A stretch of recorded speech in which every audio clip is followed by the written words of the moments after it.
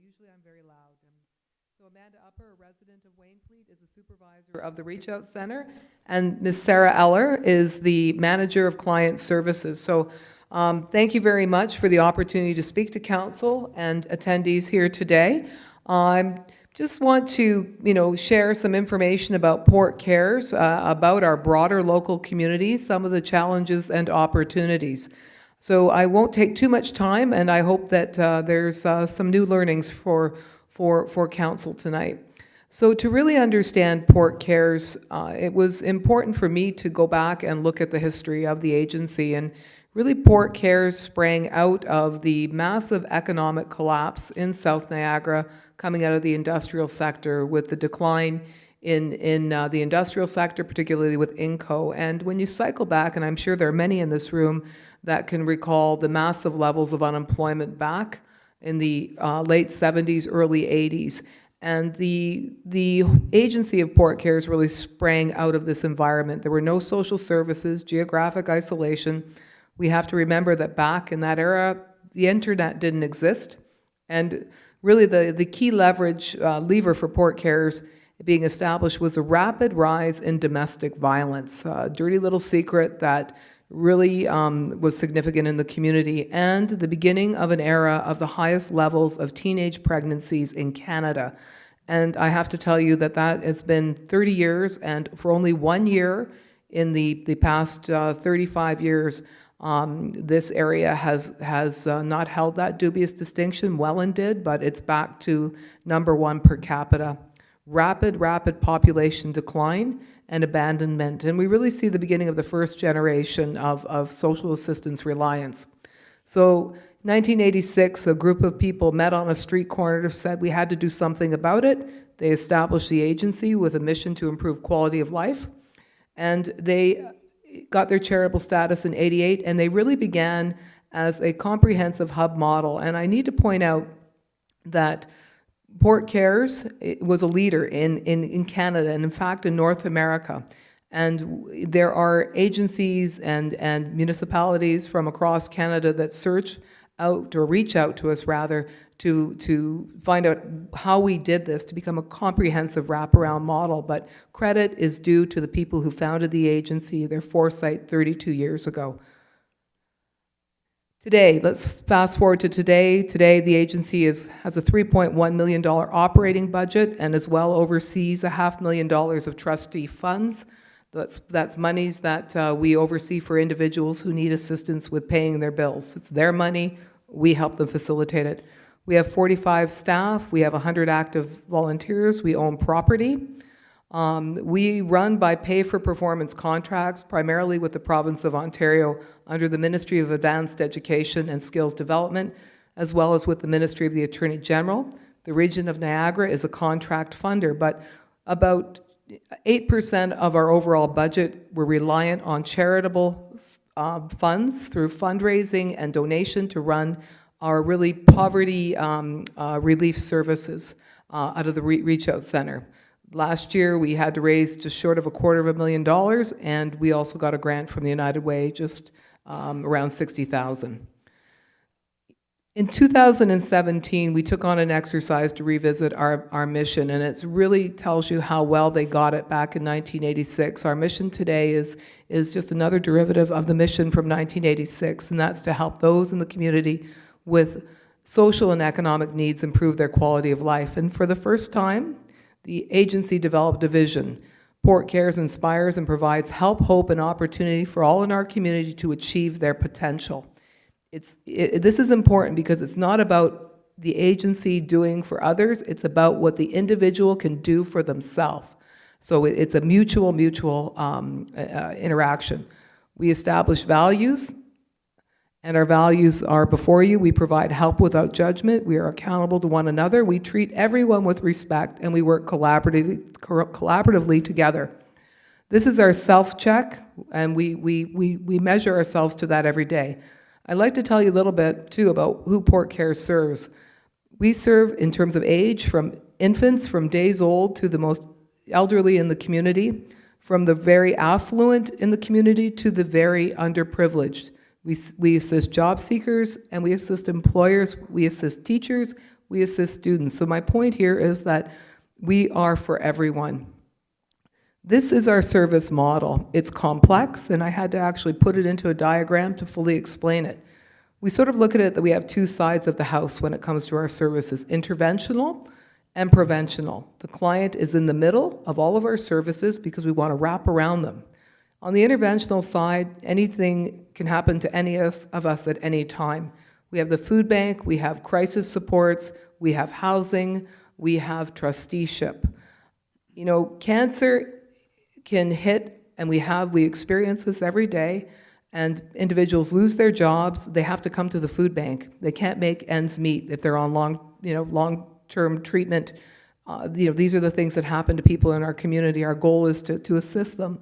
And for those individuals who are looking to improve their quality of life and get over to the other side of the house where we can help them with employment and training, parenting, child development, and literacy and basic skills, we want to get them over to our preventional side and keep them there and move them on and through. So it's a very dynamic model because at any time circumstances can change for any of us, and those are the services that we wrap around people with. But it's not just us. Under our roof, we have partners. We have probation and parole. We have the MP, the MPP. We have mental health. We have Pastone. We have community mental health, and so on. So and legal services. So we've partnered with our partners to give even a better experience to people who come to us for service. This is my shopping list of things that we do in terms of the magnitude of them. We assist more than 1,000 people a year with job search, and intensively assisted 568 people with job search this past year. And that could be you're in for a month, or you're in for 2 months or 3 months. But another side of Port Cares is that we facilitate funds to employers. We have basically allocated more than $500,000 to local employers as hiring incentives so they can do job trials and give new employees a chance. And I asked for a list of the employers out of Wainfleet, and there's actually 18 of them that we have assisted. Not all of them with job placement dollars, but with recruitment and with job matching. So again, 18 employers from Wainfleet we've interacted with. In the last couple of years, we've gotten over $500,000 from the province to assist barriered youth from the ages of 15 to 29 to get them upskilled and employed. And that's been a really great program and really important to people in this community. There have been a number of individuals from Wainfleet in this age bracket who've come to us. We work with some of them, be a couple of months, some of them it turns into the year, but the goal is to get them employment ready. We've provided over 14,000 visits for parenting across all of our sites, and that's a year. We also work with youth who committed low-risk offenses to get them back into community and keep them, eliminate the chance of a permanent criminal record. Again, that's for low-risk offenses. On the interventional side of the house, it's extensive. We provide close to 12,000 hot meals a year. We provide lunch kits, and out of the food bank, we have 1,200 registered users of the food bank. About 5% of that 1,200, so between 50 and 60 individuals are folks from Wainfleet. Again, I can go through the numbers. They're big. It's close to 230,000 pounds of food that goes out of the Reach Out Center every year. Again, we do a lot of family programs, and at Christmas time, we serve 350 children with Christmas gifts, and 105 children and adults with an adopt-a-family program. And again, these are all verified individuals who are in financial need. So, the demographics and the community composition of South Niagara presents some challenges. And I was speaking with the acting mayor earlier. It's really hard to get the reliable drill-down data for local communities. We were very fortunate that we got selected by Public Health Ontario to work with their databases to find out what the reality is in South Niagara. And they used the 2016 census, and it's very clear that there are challenges in South Niagara when it comes to post-secondary education. We have one of the highest rates of communities with less than high school and high school education as the highest level. This is one of the highest rates in Ontario. And we all know that if you don't have, at least a grade 12, you're not going to get reasonable employment. So this is an area of focus that I think, the entire community needs to be aware of and that we need to work on. So again, with that lower education, we have higher rates of unemployment. We also have the highest proportion of the population not engaged in the workforce. Now, we know that with our older demographic, a lot of those folks are retirees, and that's great, but we need to get the drilled down information to find out how many of that 44% are people who have completely left the workforce who could return to the workforce. Very important for community vitality. So if I were to sum up some of the challenges that Port Colborne, I apologize, my Wainfleet word popped out of this when I downloaded the presentation. But for Wainfleet, this is so true. We need safe and affordable housing. I know we're working with a number of youth out of this community that they're couch surfing or they're living in very unsafe environments. Safe, affordable housing is important, is as important in Wainfleet as it is anywhere else. And again, even more important because it's harder to see in a rural community. It's not in your face. It's more distant. It's away from the road. We don't necessarily know the true picture. Public transportation is huge. Again, services for seniors at risk is an important issue in this community, and it's good to hear that EMS and some of the community outreach is really doing a great job of supporting our seniors who are living alone. Mental health supports, that's a big issue all across Ontario, particularly South Niagara. And from the work we did with public health, the use of alcohol and drugs in women who are pregnant is significantly higher in South Niagara than it is in Niagara and Ontario. So this is an issue we're bringing forward to public health and the medical community. So really for the future, I think our visit here today is to start to have dialogue with community, to talk collectively about the different issues that we all have a stake in. It's difficult when we're so isolated and we have some of the geographic barriers that we have, but it's important for all of us to understand that there are some real issues when it comes to some of these areas. And if we were to look at some of the big three, it's the housing, it's services for at-risk seniors, and opportunities for youth. We want to be able to make sure that the next generation of workers are well educated, they're trained, and they have meaningful employment. One of these efforts across the community that's really working well, and you may have read about this in the papers the last couple of days, is this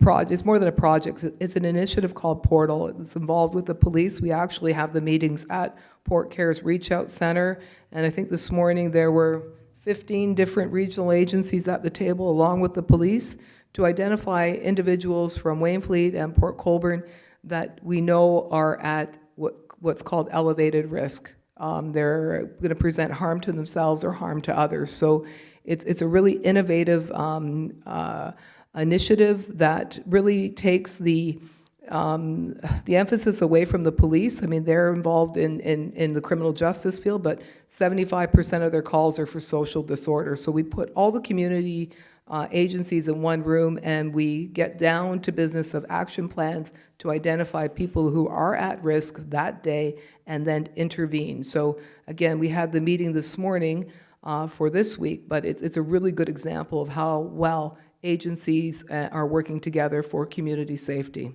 So in respect to the closing message for this evening, it's really that, by working together, we can really ensure that we've got vibrant communities and that we're well invested in the residents who we serve. So I don't want to take too much of council's time by me doing all the talking, but we'd welcome any questions that you have about how we serve the residents of Wainfleet, and if there are any particular issues that you want to bring forward to our team that we can work collectively with the township on. Thank you. we have any questions from council? Alderman Dykstra? Thank you, Madam Mayor.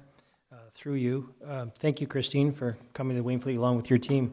I'm just wondering, in areas of, in particular areas of donations, is there any particular areas that's maybe you're seeing more need, or is there any areas that are suffering as far as donation, if people would like to reach out? We've been very, very blessed. I mean, the community comes together with the food donations. I mean, the food bank, as I said, we distribute 220,000 pounds of food a year, and we've been fortunate in the last 2 years to have great support. And through the Ontario Association of Food Banks, we get about 80,000 pounds for being part of that network. But I want to ask my colleague Amanda Upper to come up and speak to answer the question, because she works with us every day about kids and the lunch program. Amanda, I'll let you. Thank you, Christine. One immediate need that comes to mind is our children's lunch program. So it's for qualified school children. The parents would have to come in and register for food banks, so proof of ID, address, income, ID for all the children. And we distribute one lunch kit per child per week. And in each kit is 5 days worth of healthy lunch supplies. So as you can imagine, those are items that don't typically come through the doors as food donations. They're peanut-free, healthy, fresh fruit, lunch meat, even the fresh bread, to be able to distribute that with the kits, along with a granola bar and a pudding or a yogurt cup. So those are donations that we don't typically see through the door. We were fortunate enough to receive a grant from the Branscombe Family Foundation to support purchasing supplies for that program. And as that grant draws near an end, we're just concerned about being able to continue that program on some level. So anything suitable for school children, most needed. Baby food as well, and personal hygiene products, always hard to keep on the shelves in the food bank. If I may continue, Madam Mayor. So if an individual, a business, corporation wanted to donate, can they specifically request that program? Absolutely. Absolutely. We would respect the wishes of the donors there. Thank you very much. Thank you. Anyone else? I've got a question. Christine and I had a chat about a week or so ago, and I have a much, much better understanding of what it is that Port Cares does, which I'm thankful that you took the time to explain. So I'm curious about affordable housing. Is your organization going down that road in the not too distant future, and what might that look like? No, thank you.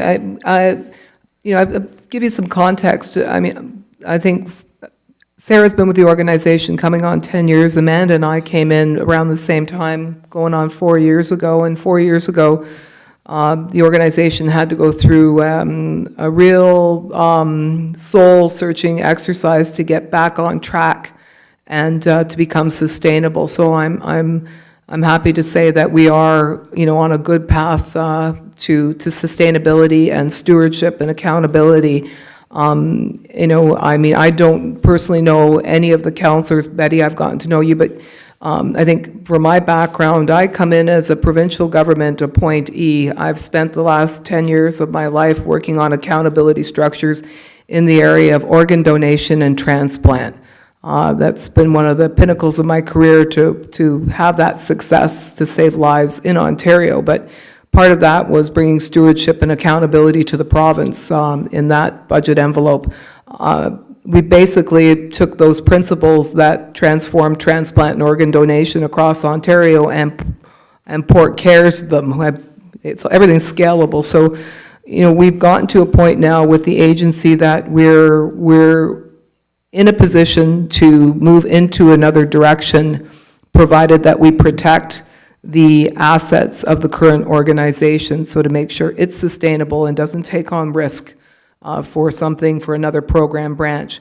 So we've just started to have conversation. Port Cares does have property, and we are being looked at as a leader by Canada Mortgage and Housing Corporation in particular. And we're exploring right now the feasibility of building affordable housing, but it would have to be done under a separate governance structure, so almost a subsidiary, to be able to segregate the risk. We would look to work with the federal government as well as the region, because the federal government transfers the envelope through the province to the region to be able to acquire capital cost to take on a maybe sort of a 2 or 3 phase development in the realm of maybe 28, 30 single one-bedroom apartments, and whether it's 4 to 10, it depends on the footprint of the property, of family units. All of these units would be maximum shelter rate, and it would self-sustain. And when time you work the calculations, you could probably look to house safely and affordably 60 to 70 people. This isn't easy, it's not small, it's probably a 4 to 5 year development project, but it would be something that would deal with the displacement of lower income people, and it would deal with the horror stories of the abusive situations that people who are, like the single moms, who have no other option but to rent from individuals who are less than ethical, and put people, families, like we know the fire that happened at Nickel Street was right beside Port Cares. You know, the 2 children died, the mom died, and the grandmother died. We lived that, we were there because you could touch the walls. And so this is the part of the impetus as to why we're at least exploring this, but it would be something that would transform the one neighborhood in Port Colborne, and would provide a footprint for, or would provide a method for other community agencies to follow. So we just need the time and the resources, because we've got the energy and we've got the skill set to do it. But it would be housed as a not-for-profit separate subsidiary and self-fund so that it supports the renewal of the capital, properties, and maintenance on its own. So a fairly comprehensive business model. It certainly sounds like it, so perhaps maybe our next council here in Wainfleet might consider having a chat with you. Well, that'd be great, but thank you very much for asking that question. Another question? Sure, through you, Madam Mayor. I don't mean to keep you up on the hot seat, I guess, and Alderman Conk, Madam Mayor, just alluded to that. Yeah. What specifically could the municipalities of Niagara do to help you? Is there something specific that you're looking for? You know, I think this, even just to have this conversation, right? To me, I mean, it's to start the conversation. I've my 4 years, going on 4 years with Port Cares, I've come to learn that people tend to think that some of these issues within the community belong in one certain bucket, but it's really a collective responsibility. I think by being a compassionate community, and at least talking and acknowledging, because let's face it, if we don't at least talk about some of these things, the problems aren't going to go away. For me personally, I'm particularly concerned about the young people, the opportunities that they have. And you don't know what you don't know. When I first joined Port Cares, I had 17 kids under the age of 15, right? I have 2 of my own kids who at that time were that age, but we had 17 kids who had nowhere to go. And it changed my outlook on life completely, because as a mom, I thought, how does this happen? I think we need to, I think, collectively realize what's going on around us and try and change that trajectory. Again, my request to council is again, just to work together and to start the conversation. And if we see issues emerging within the community, that we have the passion and we have the strength to deal with them before they become crisis. So I put my lens on the stuff that's going on with these young kids, and again, the seniors who are living independently and who are increasingly becoming risk situations. This Christmas, we had 3 situations that we were dealing with through the holidays, in the evenings, through the course of the night, that were, that had there not been intervention by Port Cares, fire department, and other officials, there would have been very, very poor outcomes. I mean, these individuals were at risk of dying prematurely. So again, we're greater as a community, and we can't turn our backs on the things that are going on around us. So I'm not coming here tonight to ask for money. That's the last thing I would ever do. I'm just coming here to again share the information, meet with you, and again invite the council to have to call any time if there's something we need to talk about and work on together. Thank you so much. Thank you. Okay. Thank you very much for the opportunity. Okay. We do not have any presentations this evening, but we do have a public hearing. So that's my cue, I guess. The purpose of the meeting is in accordance with the Planning Act. A public meeting is held for applicants to present their proposal to the public and council to receive comments and answer questions that the public and members of council may have. Staff and council will not make a recommendation or decision on the proposal at a public meeting. A planning report will be brought forward by staff and considered by council at a later date. As a matter of the public, you are welcome to request to be notified of any future public or council meetings respecting this application. Please provide your contact information on the sign-in sheet located at the back of the council chambers, and please be advised that the sign-in information will form part of the public record for this application. So I'm going to turn this over to Sarah. Thank you, Madam Mayor. So the subject property is located on the south side of Regional Road 45, west of Marshagan Road, and is known municipally as 75173 Regional Road 45. Currently, the subject property is zoned agricultural A2, and it has a fish habitat overlay along the municipal drain. The proposed zoning is to remain agricultural A2, but with site-specific provision 1 and 59. Number 1 prohibiting the construction of a dwelling, and 59 recognizing the reduced lot area of 19.9 hectares. The proposed amendment is needed to comply with provincial, regional, and township policy regarding the disposal of a surplus farm dwelling application, where the retained agricultural lands are required to be rezoned for agricultural purposes only, thereby prohibiting dwelling in the future. This property is also the subject of a consent application, which is scheduled to be heard by the Committee of Adjustment on April 18th. In terms of comments received, the application has been circulated to various agencies and township departments for review. To date, I have the following comments. So the Township Drainage Superintendent noted no concern. Region of Niagara Development Services also noted no concern. The Niagara Peninsula Conservation Authority noted no concern, but also recommended that the floodplain associated with the municipal drain be rezoned to hazard lands.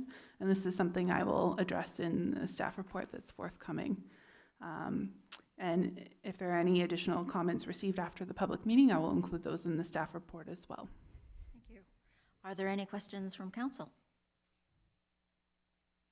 Seeing none. Request for comments from the gallery. Anybody? Not interested? Don't care? Okay. The next steps, please. So like I mentioned, I will bring forward a planning report at a subsequent meeting of council. This report will outline the details of the application, provide analysis of the applicable planning policies, and review of the comments received. This report will provide a recommendation to council regarding the approval or denial of the application, and a bylaw respecting the application will be presented as well. Should anyone wish to be notified of the passing of the proposed zoning bylaw amendment or the refusal of the request to amend the zoning bylaw, a written request must be made and submitted to the clerk. If a person or public body does not make an oral submission at the public meeting or make a written submission to the township before the bylaw is passed, the person or public body is not entitled to appeal the decision of council to the local planning appeal tribunal. If a person or public body does not make oral submissions at a public meeting or make written submissions to the township before the bylaw is passed, the person or public body may not be added as a party to the hearing of an appeal before the local planning appeal tribunal unless, in the opinion of the tribunal, there are reasonable grounds to do so. Okay. So if you wish to be notified of the passing of the proposed zoning bylaw amendment or of the refusal of the request to amend the zoning bylaw, you must make a written request to the clerk of the Township of Wainfleet. Okay. So, moving on. This evening, I'd like to draw everyone's attention to another body sitting at our staff table. Chief Big Rig is with us, Fire Chief Big Rig, and we welcome you this evening. And hopefully you'll enjoy your time with us here in Wainfleet. And do you have some comments you'd like to make, Alderman Dykstra? Through you, Madam Mayor, I would, as your fire liaison, Chief, I would like to welcome you here as well to the Township of Wainfleet, and I look forward to moving forward our fire department together. Thank you, and thank you for showing up. Okay, very good. At this time, I'm going to ask for a motion to amend the agenda. As you can see, the mayor, Mayor Jeffs is not with us currently, but she will be attending a little bit later. So I'm going to ask for a motion to move the mayor's remarks to a little bit later in the agenda when she does arrive and join us. Can I have someone make that motion? Thank you. And Terry, you're seconding? Thank you. Are there any questions? Okay, all in favor? All right. So, the adoption of the minutes. That the minutes of the regular meeting of council held on March 27th, 2018 be adopted as circulated. Can I have a mover and a seconder? Any questions? All in favor?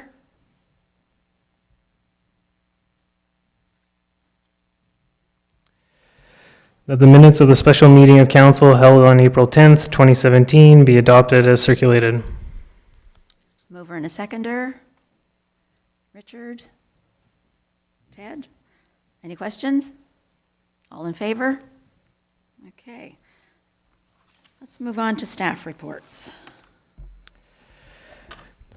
That administrative staff report ASR 010-2018 regarding capital project update, Boyle Road Bridge, and the recommendations contained therein be adopted as circulated.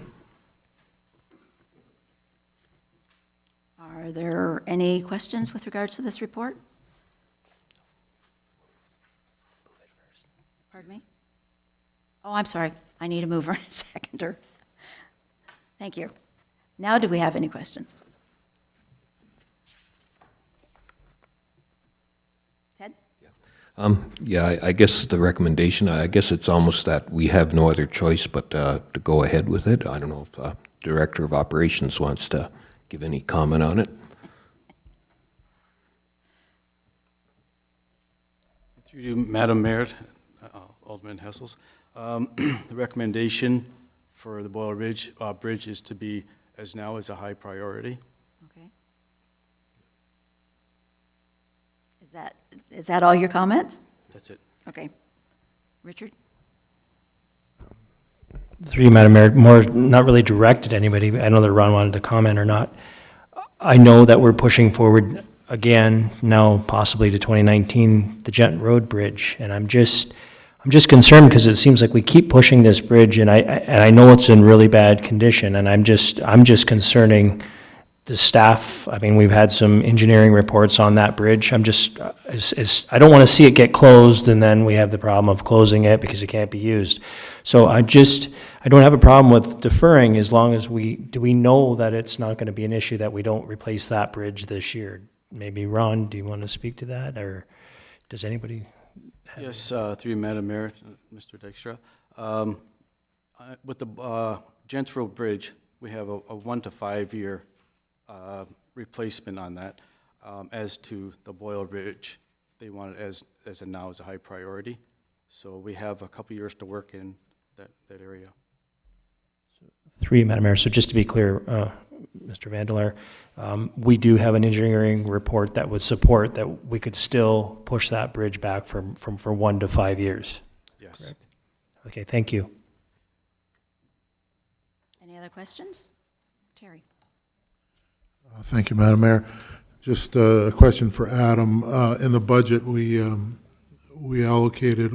$12,000 against the Gents Road project, which will be if we pass, this will be deferred. I just, could you just enlighten everybody as to what will happen with that?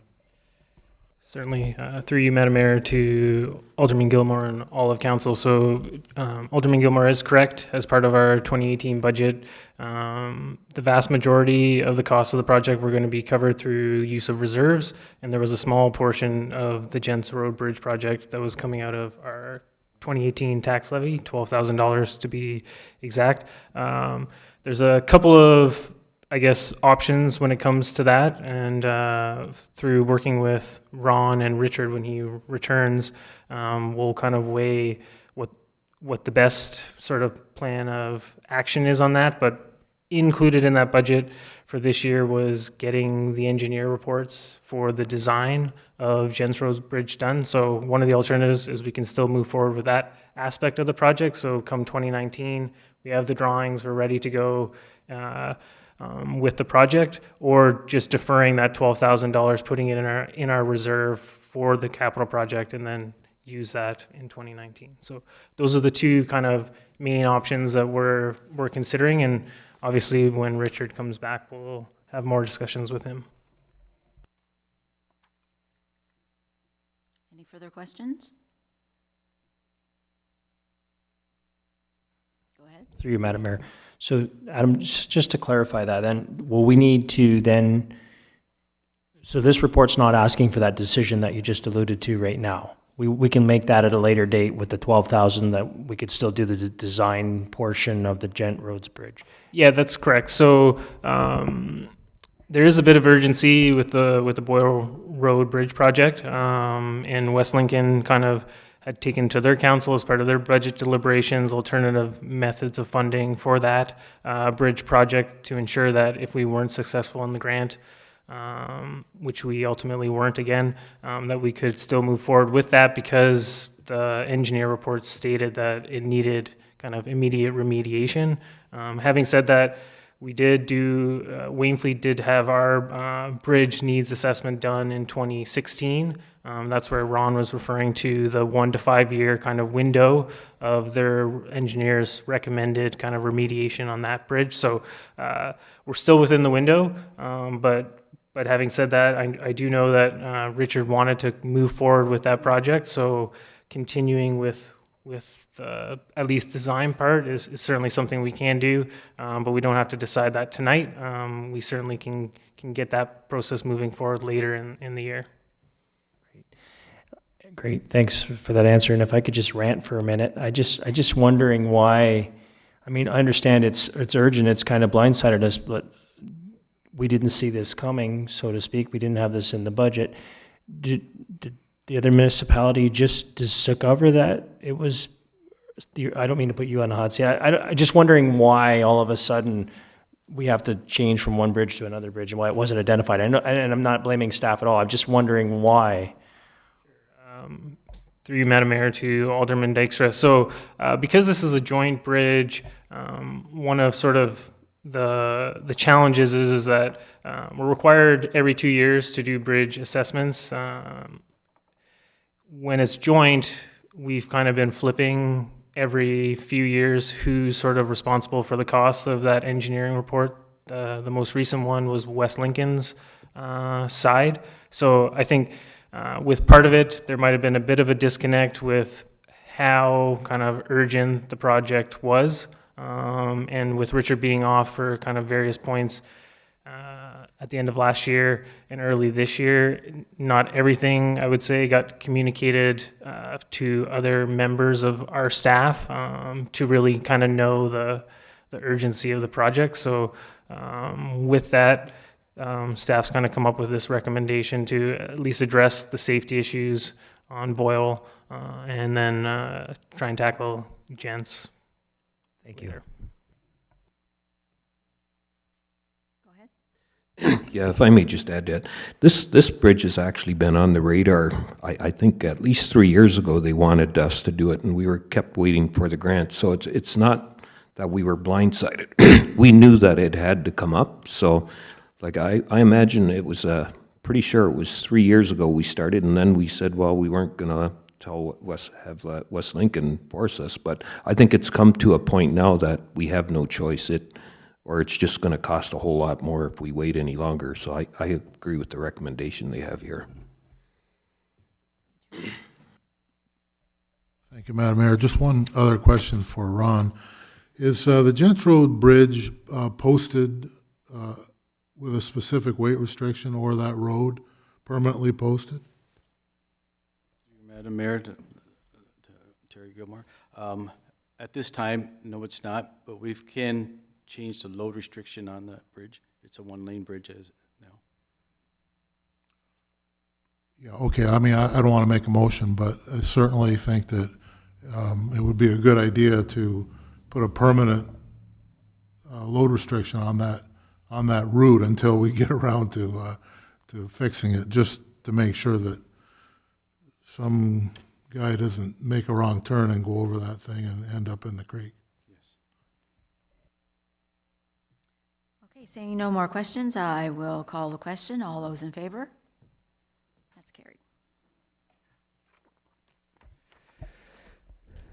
That bylaw enforcement staff report BESR 010-2018 regarding the monthly statistical report and the recommendations contained therein be adopted as circulated.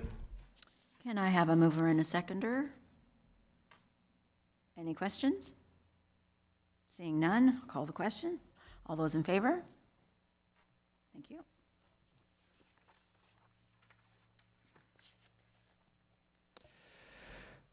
That bylaw enforcement staff report BESR 11-2018 regarding parking bylaw amendment and the recommendations contained therein be adopted as circulated. Mover and a seconder? Okay, any questions? Go ahead. Through you, Madam Mayor. In your discussion, Chair, I just see, I don't know, it's kind of hard to visualize, actually. It would have been nice to see a map up here with all the parking spaces, but when I see 80 vehicles more on the ability to accommodate 80 vehicles, and I think that's at the Augustine Beach area, if I'm not mistaken. If you could kind of go through maybe on where these parking spaces, like for the gallery here too, where these parking spaces would be and where you're going to accommodate all of them. Sure. Through you, Madam Mayor, to Alderman Hessels. So in the review that I did, 3 areas that we found as a main spot. If you go down Quarry Road, there's a little divot inside the road there. We're going to put more gravel down, and that's going to be perpendicular parking only. Hopefully we can get between 8 and 10 cars in that area. Excuse me. Also along Lakeshore Road, we're getting more gravel put in on both sides to extend more parking over. And then on I believe it's Braun Road, we are doing both sides of the road from Lakeshore Road to just past the very first house. It becomes all farmland. Parking is going to be allowed from that point all the way down to Concession 1 Road. So that'll accommodate very many cars. And then where I got the 80 number from is there's been pamphlets handed out to residents saying Station Road is not available for parking. Station Road has never been in our bylaw. It's not a restricted road. So all the way, both sides, up and down Station Road, providing that you follow other parking regulations like can't be 10 meters from an intersection, can't block driveways, can't park facing the wrong way. You can easily get 80 cars in that area.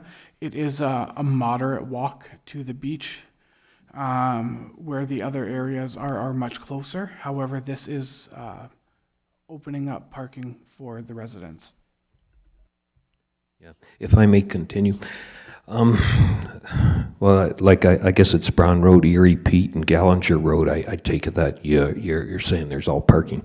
I, I don't know how the neighborhood feels around there, but that's a congested spot, like a lot of housing by that beachfront or whatever, and the no parking signs were put up there for a reason not that many years ago. So I'm wondering, just doing the opposite now, if we're going to bring those problems back. It seems to have quieted down over the years. We're not hearing the complaints. The other thing too, if you're going to allow that many parking spaces, are you going to supply washroom facilities and garbage and all that? I don't know. I think we got to be careful, especially on that one. I think the other ones, I don't think they're too bad because they're not in a congested area or a high residential area. So that's my thoughts. I see what the rest of council thinks about that, but Excuse me, through, So I have one with regards to your question, Alderman Hessels. You mentioned washrooms down in the Erie Braun Road area. We already have washrooms down there, don't we? Yes? Through you, Madam Mayor, yes, we do. We have washing facilities at the, that little mini putt out there, and as well as at Quarry Road. We have washing facility there, and they're handicap as well. Does that help? well, it does help, but I think it's only one washroom facility. When you go from 0 cars to 80 cars, which, 2 people per car, that's, it could be 160, it could be 400 people more that you're bringing to that section. So, like I say, we had issues there before with neighbors complaining about how many people were there, so I'm really hesitant about opening it up to that big of a change, I guess.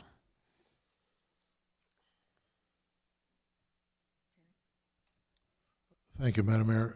Mark, just clarify, like, the 80-car scenario includes allowing people to park on Station Road, is that, I don't think that anybody, I don't go there that often in the summer, but that anybody ever would parks on Station Road and walks to Augustine Beach. We're just not that ambitious. It's quite a ways, and so if your 80 scenario includes allowing all that parking, which has never been disallowed, then in reality, we're not really adding all these spaces. Is that a fair assumption? through you, Madam Mayor, the 80 spots is only for Station Road. 40 parking spaces is what we kind of estimated from Quarry Road, the Lakeshore Road, making one side of Erie Road parking available, and Braun Road. So around 40 cars approximately in that area, those areas split up, and then 80 cars down Braun Road. Again, Alderman Gilmore is correct. It is a moderate walk. It is a trek, especially if you're right down on Lakeshore and Station Road, not that bad. But if you're 10, 15 cars back, it can be a trek. However, it is a parking solution. I have another question. So, do any of the bylaw officers in the summer months, are they giving you any indication that there is a need for 80 parking spaces down in that area? Through you, Madam Mayor. Unfortunately, last summer was my first summer here, and last summer was not the best summer for True, it was wet. beaches. So I do have a list of every week they submitted how many tickets they gave out and the general location. Right. So I have that, but again, last summer wasn't the best for getting numbers Right. to put together a case. Fair enough. Okay. Just another comment to your question, Madam Mayor. I think the majority of the problem that we've experienced on an ongoing basis is more related to parking by the regional beach. And just by way of information, the Recreational Master Plan Committee has sort of had that issue on our radar for a while, and we're looking for a potential solution to that, not too far from there. So I think a lot of the parking problem has been related to that and people parking at St. Teresa's historically, which is now not available. So I'm not so sure that a lot of the issues, we had some problems on the Quarry Road. And I will ask a question. We're not changing the restriction on Quarry Road at all? Through you, Madam Mayor, we are letting one section, and I do have it in the schedule, which tells you, so the east side of Quarry Road, so from the southerly corner of Quarry Road, heading north, starting at 250 meters and ending at 270 meters. So from Lakeshore Road going up 250 meters on Quarry Road, at that 250 mark, up to 270, parking will be allowed, and then the rest of the road will be no parking again. It's just that one little spot where we can get it around between 8 and 10 cars in. 20 meters, yeah. Okay, yeah, no, I did read that, so, okay, thank you. Any further discussion? I'm just, the way I understand it, so Brown Road, you can have parking just past the first house all the way to concession 1? Is that, am I reading you right? Through you, Madam Mayor, that's the way I looked at it. There's no real impact. Realistically, nobody's going to park on concession 1 road and walk down to the beach. It's unrealistic for that. However, that is going to be an option. Well, you'd be surprised how far they did park before, and this is why, like, we used to get a couple thousand people at that beach before, and I think we're setting ourselves up for the same thing, because you're saying Erie Road and Gallinger Road, they can park all on one side too? Through you, Madam Mayor, Gallanter Road is still no parking, and only one side of Erie Road is parking. Erie Road, yeah. I don't know, I'm really hesitant about putting parking, because I remember those days, and, you know, people would walk at least a kilometer down Brown Road, and, yeah, and I think we're gonna run into problems with big parties out there again, where we're gonna be into the same position we were probably 5 or 6 years ago. I know it doesn't make sense not letting them park any further, because once you let them start parking on that road, it doesn't do any harm to anybody else. But yeah, I'm kind of hesitant to go with that much parking there. So are you making a motion to defer Alderman Hessel's? Are you making I'm not a sure. motion? We kind of want people to use our beaches, but I think this is where we're going to run into the same problem we had before. And that was both sides of Brown Road, or one side? Through you, Madam Mayor, it will be both sides after that point. Okay. There's no residential units there. It's all farmland. I would probably, to be on the safe side, just say one side, because if you have cars parking on both sides, you cannot have traffic going both ways on there, I'm afraid. So I don't know if we just cut it down to one side, and probably the east side would be the better side to put it on, but I don't know if that would, I would make that motion.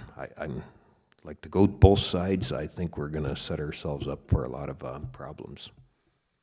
So you're making a motion to amend the report to one side, the east side of Brown Road. Do I have a seconder for that motion?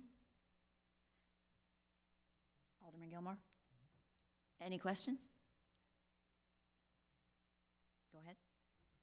Say, through you, Madam Mayor, in regards to that motion, how many spots would that eliminate? In your, ballpark, I'm just guessing. Through you, Madam Mayor, ball parking, it could be anywhere from up to maybe 40, 50 cars. Because if you park from that one point all the way to concession 1 road, highly unlikely, but you can get quite a few cars down there. Okay, thank you. Madam Deputy Mayor, through you, just for clarification on the motion, is that east side no parking or east side, yes, parking permitted? I thought the east side parking, because you're kind of with Garinger Road there too, and I don't know. That's my thought. Any other questions with regards to the motion to amend? Seeing none, I'll call the question. All those in favor? That's carried. And now we need to vote on the original report. Alderman Dykstra? Seconding? Okay. Any questions? Any further questions?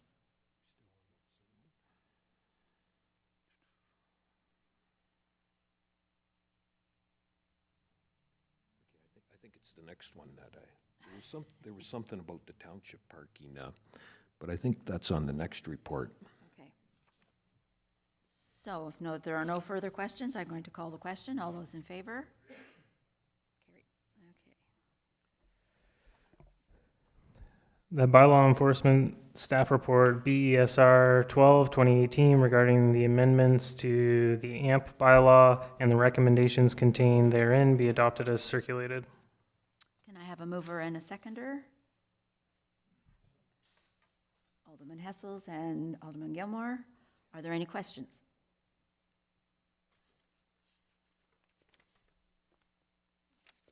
I do have one. Can you clarify for me, let me find it now. It's just above background, I think.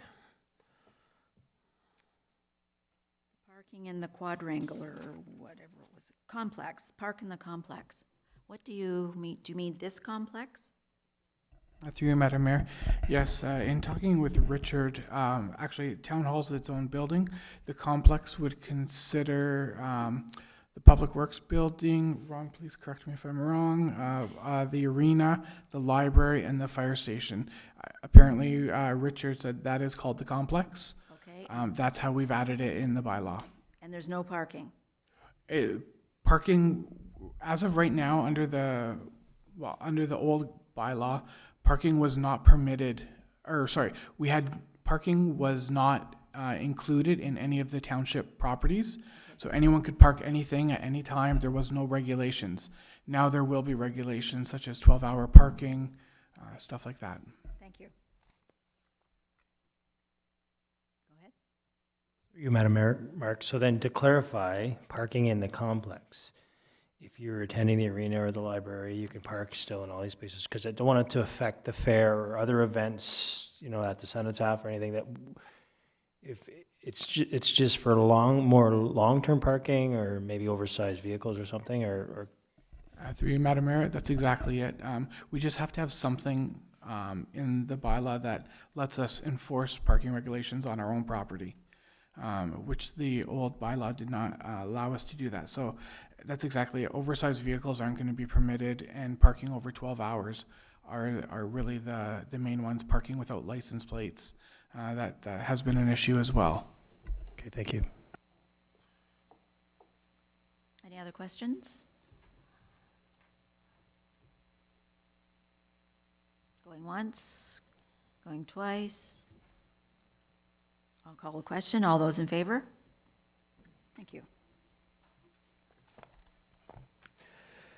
The Public Works Staff Report, PWSR 004, 2018, regarding the results of request for quotation for electrical services for 2018 to 2020, and the recommendations contained therein be adopted as circulated. Can I have a mover and a seconder? Alderman Hessels, Alderman Dykstra. Any questions? Seeing none, I'll call the question. All those in favor? That's carried. Thank you. The Public Works Staff Report, PWSR 005, 2018, regarding the results of request for quotation for plumbing services for 2018 to 2020, and the recommendations contained therein be adopted as circulated. Mover and a seconder. Alderman Dykstra, Alderman Gilmore. Any questions? Seeing none, I'll call the question. All those in favor? Thank you. Carried. The Public Works Staff Report PWSR 006-2018 regarding the results of requests for quotation for mechanical services for 2018 to 2020 and the recommendations contained therein be adopted as circulated. A mover and a seconder. Alderman Gilmore, Alderman Hessels. Any questions? Seeing none, I'll call the question. All those in favor? That's carried. The Public Works Staff Report PWSR 007-2018 regarding the award of tender for the 2018 Road Rehabilitation Program and the recommendations contained therein be adopted as circulated. A mover and a seconder. Alderman Dykstra, Alderman Hessels. Any questions? I'll call the question. All those in favor? And that's carried. The Public Works Staff Report PWSR 008-2018 regarding the award of tender for calcium chloride for 2018 to 2020 and the recommendations contained therein be adopted as circulated. I need a mover and a seconder. Alderman Gilmore, Alderman Hessels. Any questions? Seeing none, I'll call the question. All those in favor? And that's carried.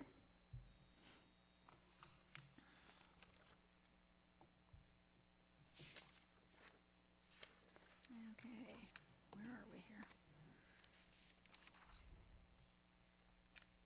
We're moving into a review of the correspondence, and I think we have a few here. Number 78 and number 82.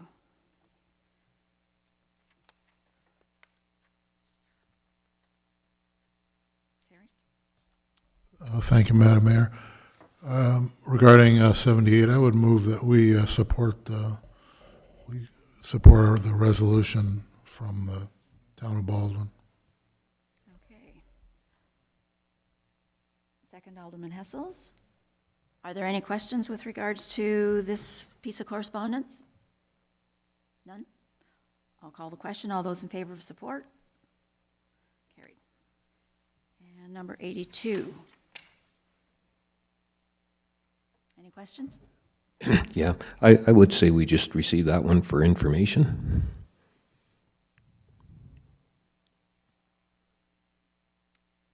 I'll need you're making a motion to receive? Yeah. I'll need a seconder. Alderman Gilmore. Any questions? All in favor? Are there any other pieces of correspondence that need to be pulled? Alderman Dykstra? Through you, Madam Mayor, I'd like to have item 079 addressed, please. Okay. Go ahead. In regards to, this is received from City of Port Colborne, the resolution that they passed that last Monday night's council meeting. I was actually at that meeting and listened to this motion being passed. And I would like to make a recommendation, because being at that meeting, there was some new light shed on the audit that's going on at the Conservation Authority, which I had based my previous deferral on. So I would like to make the motion tonight that we would support the resolution from the City of Port Colborne. Can I have a seconder for that motion? Alderman Hessels? Are there any questions? Go ahead. Yeah, I don't mind part of the resolution, but to, where it says, what's it say here, immediately replace the board members. I'm not sure if I see any real benefit out of that, because I think you only have 4 or 5, maybe 6 board meetings before our election comes up. So you're gonna, I imagine if you replace them immediately or ask for it, I don't think it would happen anyways by the time it all goes through. But I would really like to see us establish the guidelines for the future recruitment, and I think we should emphasize more on that than to immediately replace them, because I think that's just kind of making it dormant. Through you, Madam Mayor, if I may comment. I do concur with what Alderman Hessel says. Definitely the replacement of the members in the next election is the highlight of this motion. And I do too believe that the immediate removal of the current members doesn't really matter much, but I was trying to do a cleaner sort of motion that we support the motion that's already existing.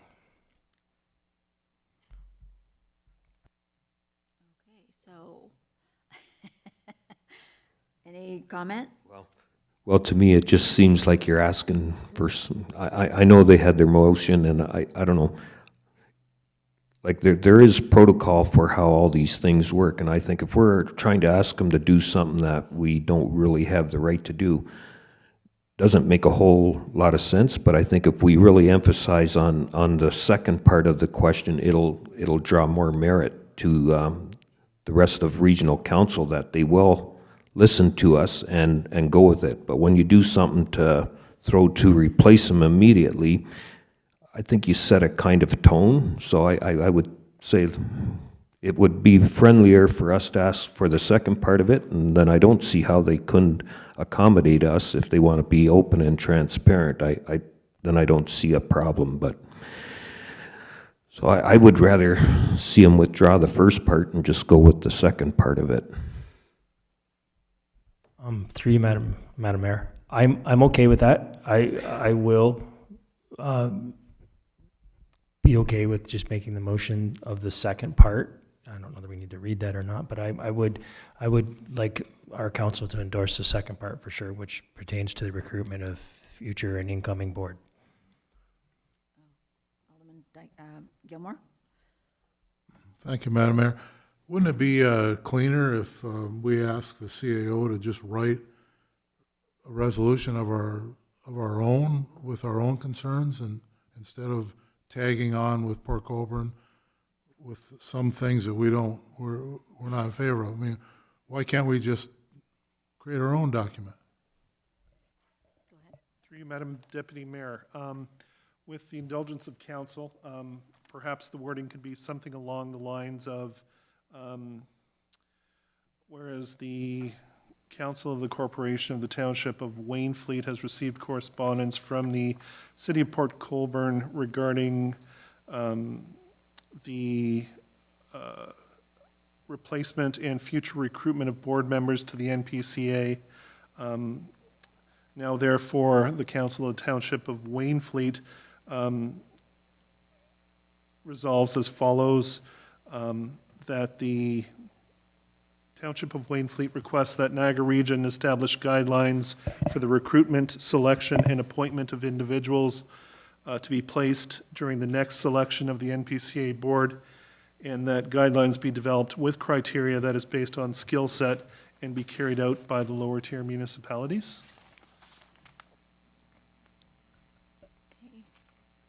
Yeah, I mean, that sounds fine to me, and I thought that we have already dealt with this in the past anyway, to essentially ask for that, or we endorse some other motion with those terms in it.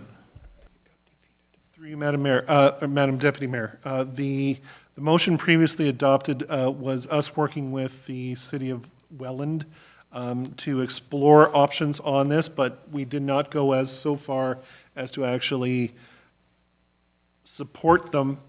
It was to work towards the development of them and to bring those back at a future date. So this actually goes a little farther and puts a more solid and stronger position behind the words of council.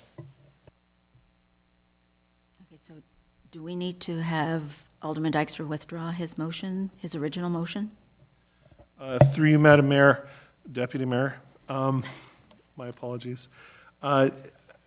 We can probably deal with it as a friendly amendment. The general intent of the motion is still being supported.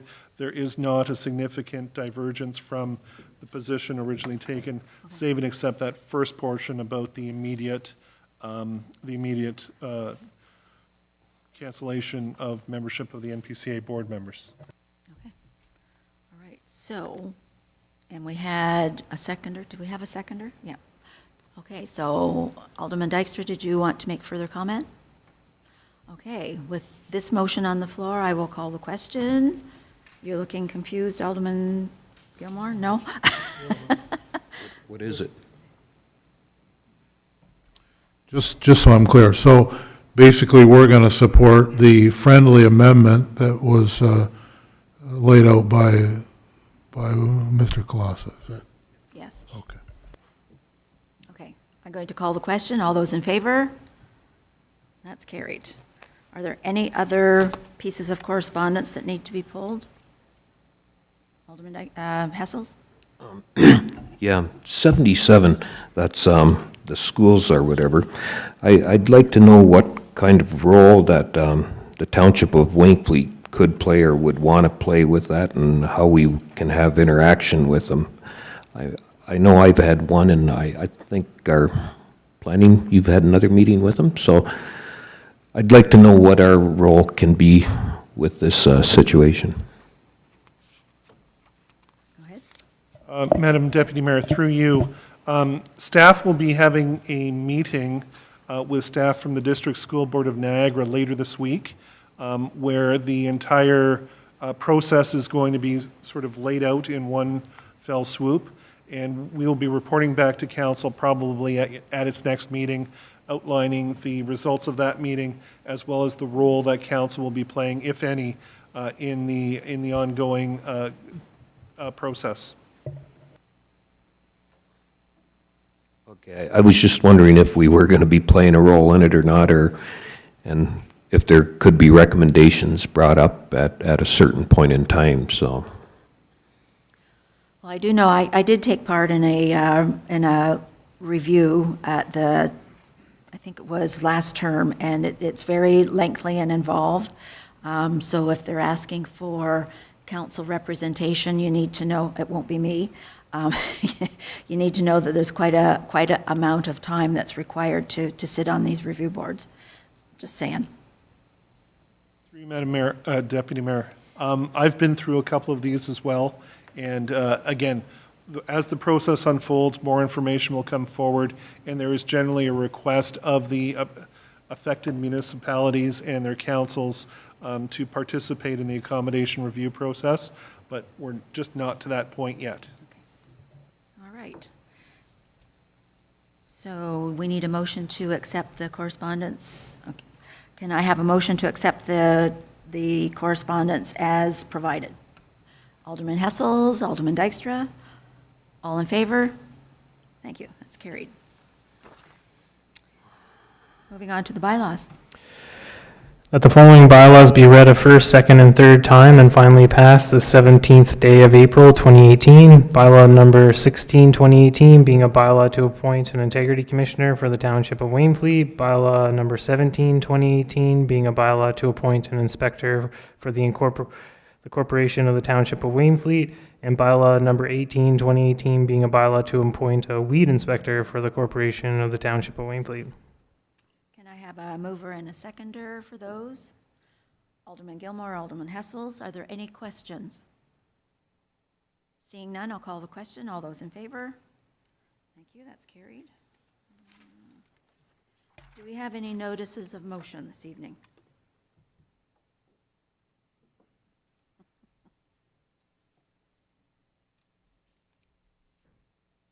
Alderman Dykstra. Through you, Deputy Mayor. I did want to give notice of motion that our next meeting of May the 8th, I will be bringing forward a notice of motion in regards to council asking staff to, I guess, investigate and report on the policy or bylaw considerations of regulating short-term housing uses in the township, including impacts on affordable housing, tourism, public safety, and challenges to existing regulations. Okay. Thank you. Do we have any proclamations this evening? None? All right. Other business? Alderman Hessels? This coming Saturday is that Niagara North and Niagara South Federation of Agriculture are having a farm day at the West Niagara Fairgrounds. It's free admission. There will be 10 commodity groups showing you how the product goes from farm to town or farm to home or whatever. So it's a free thing. It's from 10 till I think 4, so it's a great thing to take out the family for the day. Alderman Dykstra? No? Okay, I guess it's up to me. I'm wondering about, and I'm sorry, I'm going to nag about this again, Lakewood. The 61 conditions that we have, number 6 in particular, has the developer registered their condominium with the township yet? Through you, Madam Mayor, no, that'll be one of the last steps. They need to have the condominium or development agreement in place in order to register. So that'll be one of the last things that they complete on their list. We did it at a staff level. I know at the last council meeting you had asked about staff resources and ensuring that these conditions are fulfilled or monitored. We did have a little bit of a discussion regarding that, and I still have a little bit of work to do in terms of reaching out to the developer to see what their work plan is for tackling those conditions. And then certainly we'd be reviewing at staff level whether we need additional resources to kind of clear those conditions.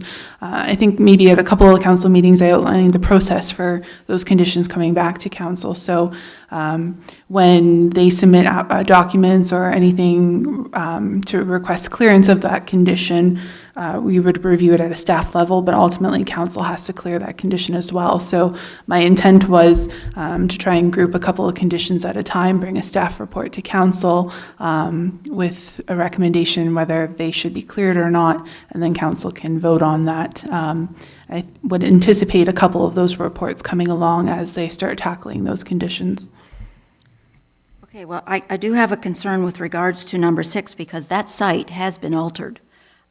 There is no argument about that. It has been altered. I get that some of that alteration had to do with the Fowler Toad. However, there has been extensive tree removal, which didn't have anything to do with the Fowler Toad. That tells me that the site's been altered. I mean, you go down and you talk to the residents that surround that particular piece of property, and they'll all agree the site's been altered. So, number 6 has been violated already. So what are we going to do about that?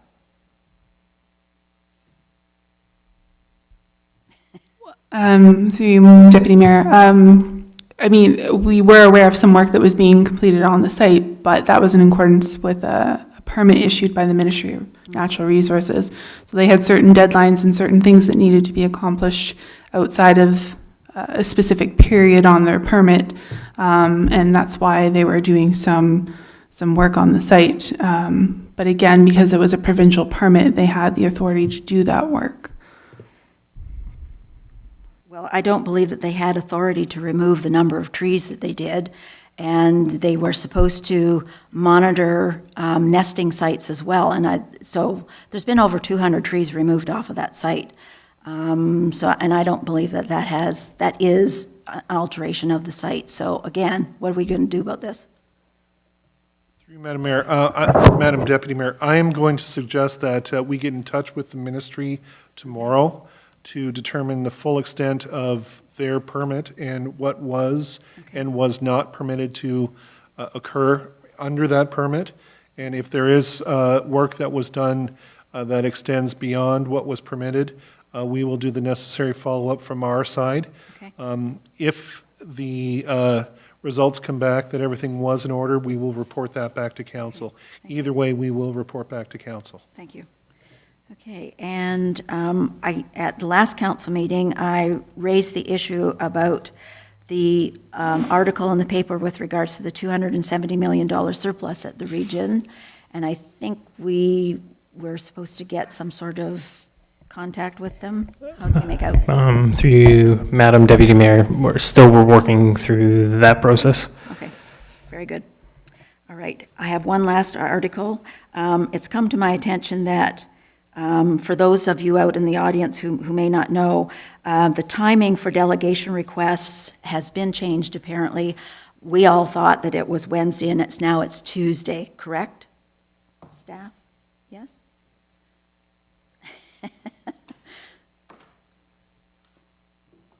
Through you, Madam Mayor, Madam Deputy Mayor, just let me pull the procedure bylaw and get that for you.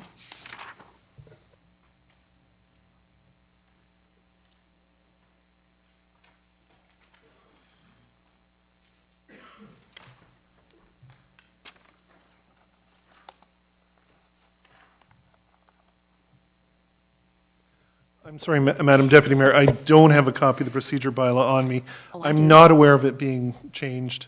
I know that there was a set date, we can get that information for you to I was confirm, on- unless yeah. the director has a copy. Yes, through you, Madam Deputy Mayor. Delegations through our bylaw 10.4 does speak to the request must be received by the clerk's department no later than 4:30 PM on the Tuesday prior to the meeting. Okay. I was always under the impression it was Wednesday, so that's good. Thank you. Okay. So now we have to deal with closed meeting.